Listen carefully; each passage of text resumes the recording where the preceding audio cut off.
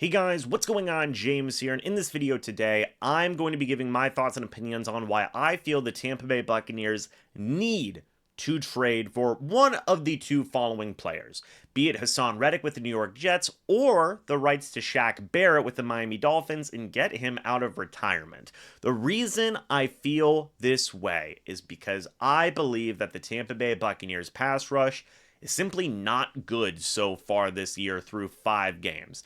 Now, on paper, you take a look at the most recent example of the Atlanta Falcons game. They had 3 sacks, I believe, in that game, and 11 quarterback hits. On paper, that's not bad. You do have to remember that Kirk Cousins did drop back to pass 58 times in that game, and whenever you do take a look at the overall just situational pass rush for the Bucs, where in big moments you wanted and needed this pass rush to show up, it didn't happen. I mean, Logan Hall did have a interesting moment or two there. He actually leads the Tampa Bay Buccaneers in sacks right now with 3. But in terms of edge rushers, outside edge rushing linebackers, the Bucs have simply not had enough. Here are the top sack guys for the Bucs so far this year. Logan Hall has 3 sacks. Lavonte David has 2. Anthony Nelson has 2. The Buccaneers' 4th edge rusher, by the way, on the depth chart. Vita Vea has 2. Yaya Diaby, your number 1 pass rusher, has 1 sack. He has played and started in all 5 games this year.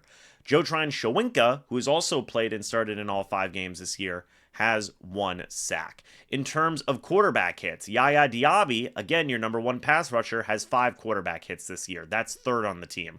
Chris Braswell, by the way, your most recent second-round draft pick, has 4 quarterback hits. That's 4th on the team in 0 sacks this year. Joe Tryon-Shoyinka has 2 quarterback hits this year. Anthony Nelson has been far and away, he leads all Buccaneers outside linebackers in sacks with 2 and tied for the lead in quarterback hits with 5. He's your 4th edge rusher on this depth chart. Again, Yaya Diaby, Chris Braswell, and Joe Tryon-Shoyinka are all, in my opinion, playing worse than the 4th edge rusher on this team.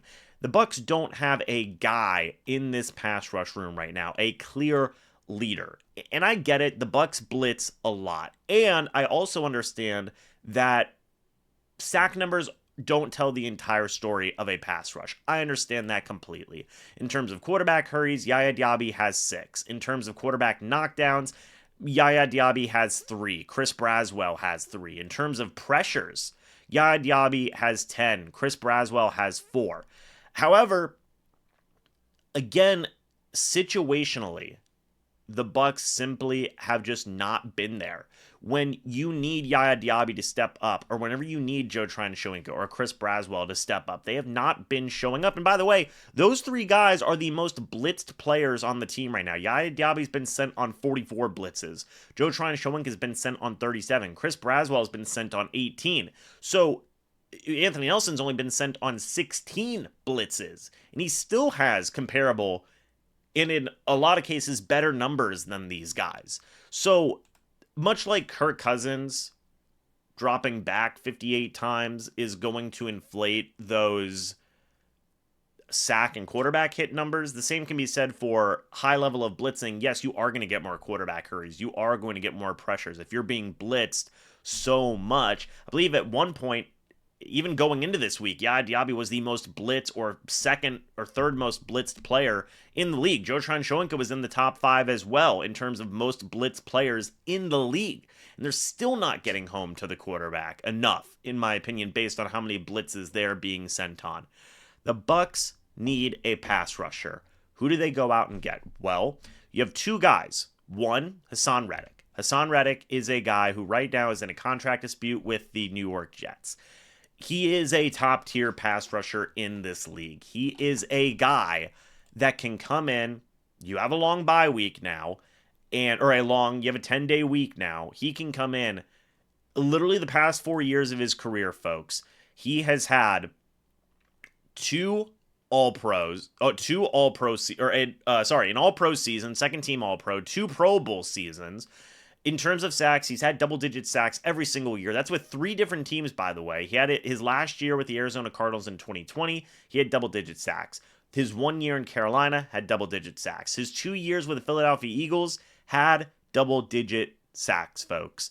Haason Reddick's been on an absolute tear the past few years. He is 30 years old. He just turned 30 years old. You can still get a couple of years left out of Haason Reddick, in my opinion. And do I believe the Tampa Bay Buccaneers will do this? No. But if it was me, I would trade for Haason Reddick. He is a top tier guy. He is a guy that you know can go out there and get pressure and get after the quarterback and do it efficiently. It could transform not just the Bucs pass rush, but the entirety of this Tampa Bay Buccaneers defense. Then you have Shaq Barrett, a guy who Bucs fans are very familiar with. Was not the same player he was with the Bucs whenever he first came to the team in terms of 2019. Of course, he had 19 and a half sacks that year. He lost a lot of production in his last 2 years with the team. He had 7.5 sacks in his last 2 years combined. He had 15 quarterback hits in his last 2 years combined. Keep in mind, he only played in 8 games in 2022. But at this point, you need some type of boost. If you could give a 7th round draft pick to the Miami Dolphins, pull Shaq Barrett out of retirement, he's about to turn 32 years old, and just have him for the remainder of the season, why not? Try something, because nothing is working right now for this pass rush. If it was up to me, at the absolute max, I would trade for Haason Reddick. I would even give up a 2nd round pick, and I'd give him a bag. I'd give him a 4-year deal and say, Haason, you're one of the top pass rushers in the league. We're going to pay you like that. Maybe if you just want to say a 3-year deal or a 2-year deal, whatever it may be. I would trade for Haason Reddick. I'd give up as much as a 2nd round pick. I don't necessarily know if it would cost that much, but I'd trade for him, I'd give him a bag, and I would let him transform this defense and give him the next handful of days to learn this playbook and use him as a situational pass rusher. If I'm Shaq Barrett, if I'm trading for Shaq Barrett, I'd give up a 7th round pick, get his rights, and say, hey man, come out of retirement. We need some type of leadership here. We need some type of boost and just see what can work. Look, Marquise Watts, Jose Ramirez, those guys aren't doing anything for the Bucs right now in terms of defensive playing. They're just not. I mean, special teams, look, they are out there on special teams. That's great. You do need special team types of guys, but they're not contributing to the defensive game plan right now. They just aren't. And you need guys who can contribute defensively for the Bucs right away right now. Marquise Watts has only played in 50% of the special teams snaps so far this year. Jose Ramirez, I don't even know if I see him on the list right now in terms of special teams. I'm going to have to... He's played in 1 special teams snap so far this year. 1. So what are we doing here? You know, why do we have these guys on the roster if they're not getting opportunities? Maybe you could start rotating in Jose Ramirez more, but if it was me, again, my opinion, I'd trade for Haason Reddick today, right? It's just clear that this pass rush is not getting there. It's clear that this pass rush is not it. You need a dog. This is something that I've been talking about for months now. They don't have a dog. It's time to go out and get one. And I know it's already in the middle of the season. You're already 5 weeks in. They're not going to go out and get someone, probably. But geez, they really should consider it, man. They really should consider it. Because look, unfortunately, right, if you want to try and win the division this year, you can't keep on hoping that Yaya Diaby and JTS and Chris Braswell, who you're only playing 34.5% of defensive snaps this year, by the way, are going to magically figure it out right now.